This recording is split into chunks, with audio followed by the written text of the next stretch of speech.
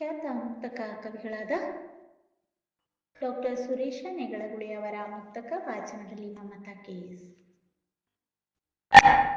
ಬರುತ್ತಲಿರೆ ಬಹಳಷ್ಟು ಪರಿಪರಿಯ ಕಷ್ಟಗಳು, ಸರಿಯಿಲ್ಲ ಹಣೆ ಬರಹ ಎಂದು ತಿಳಿಯದಿರು.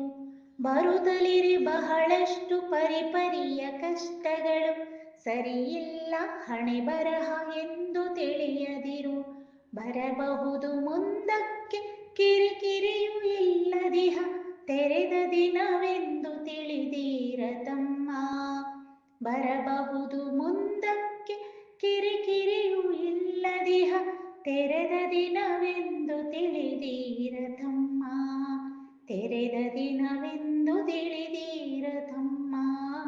ತೆರೆದ ದಿನವೆಂದು ತಿಳಿದೀರ ತಮ್ಮ.